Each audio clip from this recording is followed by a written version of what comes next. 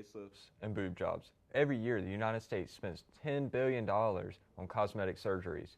Today, on Dollar a Day, we have plastic surgeon Smith, a professor of philosophy who sits in the Medical Ethics Committee.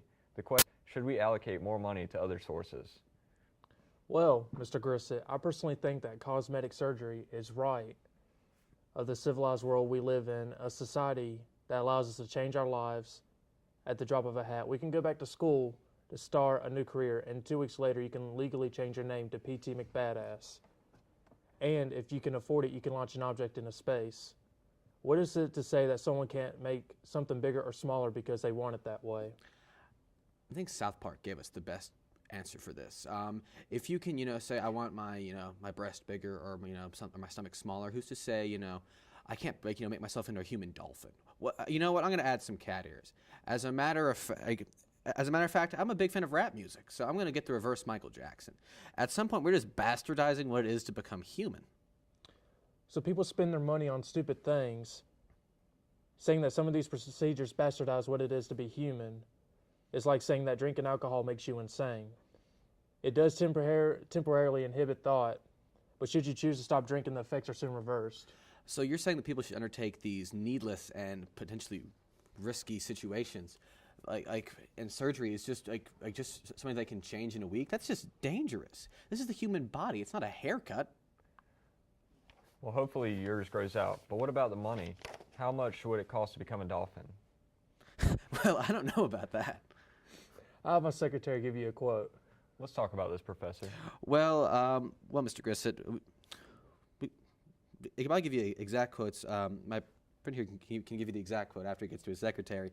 But in 2010, the United States spent $10 billion on cosmetic procedures. This does not include any reconstructive surgery like skin grafts for burn victims and other such, procedures to help people live normal lives. But this number is just shocking. I mean, a lot of procedures form. 90% of these patients are women. Give or take, there are 400,000 breast augmentation surgeries a year. Of the men that do it, there's about 1 million liposuction procedures per year. We're spending money on this, and it's all just for the sake of physical appearance. I just find this shocking. So you are complaining that people change their minds. Your philosopher changing minds is your job. At least when I change minds, I don't cut them down first. I build them up. That is offensive. I have never nor will I ever coerce a patient into surgery. It is sad that vast majority of these patients has to undergo cosmetic surgery, but it's what they want and it's who they are. And who am I to limit their autonomy? If someone wants to add a tail to their body, I would strongly recommend that they seek counseling. But if they have shown enough interest over a long period of time, I see no problem in performing a procedure. I see that getting messy, but moving on to the meat of the question. Could all this money, all this effort be better spent? The National Cancer Institute receives between $4 and $5 billion per year. That's half of what we spent on cosmetics. Should we ban cosmetic surgery and fund disease research instead? Absolutely not. I do think it is important to fund research for those who have diseases, and no sane physician will tell you otherwise. But these procedures will change people's lives. Sure, it may be hard to argue that breast augmentation surgery is actually for the betterment of a person, but these surgeries help people cope with their mental issues and things that are daily stressors within their lives. Sure, a new set of breasts does not cure every self-esteem issue, but it's who are we to say that confidence from a properly performed rhinoplasty is bad? Confidence is a good thing, Professor. I see you nodding in agreement. I'm surprised. Now, I'm not saying that I endorse plastic surgery in all cases. I do not agree with the doctor on many things, but I do agree there is some merit in cosmetic procedures. A study by the APA has shown that people suffering from depression after getting cosmetic surgery can receive a boost in self-confidence, a change in lifestyle. In some cases, and I hate to use this, but breast augmentation can save someone's life. Now, this is a very slippery slope and a dangerous argument, because it is impossible for a doctor to predict what cutting this off or making this smaller or making this bigger will do. A psychologist can tell you what it won't do, but at some points you're just throwing the dice and hoping that things come up positive. these procedures are often unnecessary and showing the hedonistic wealth, and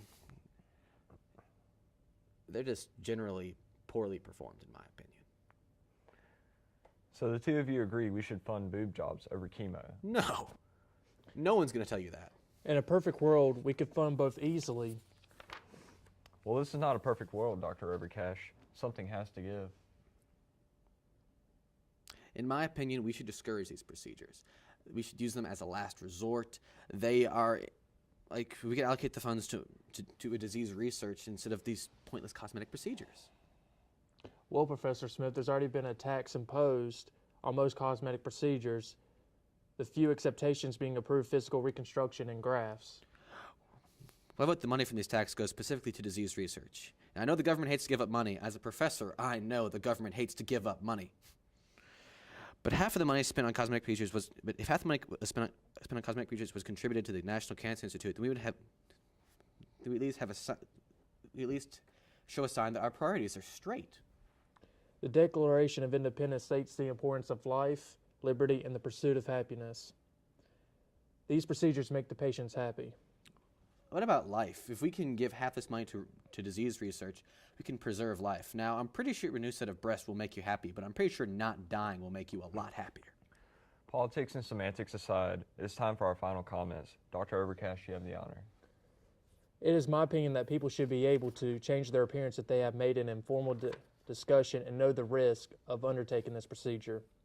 And they should also know the limitations and that there should be nothing inhibiting them from their personal option and opinion, but just enough red tape to make sure that they have made the right choice and is a moral choice. Interesting. It does not matter the expense. People have a right to exhibit their autonomy and anatomy and through it express themselves. Interesting. Professor? I stand by my previous statement. I think that these procedures should at the very least be a last resort, a last ditch. We should hold these things in reserve because what we're doing is we're changing what it is to be human. We're changing what it is to be perfection. The social consequences as well as the mental consequences are just irrevocable. And the fact that they're putting this much money into, cosmetic procedures, think about all the money that's spent in research, into breast augmentation or into tummy tucks. If we took half of that and put it towards, disease research, we could have cured half the major causes of death in this country.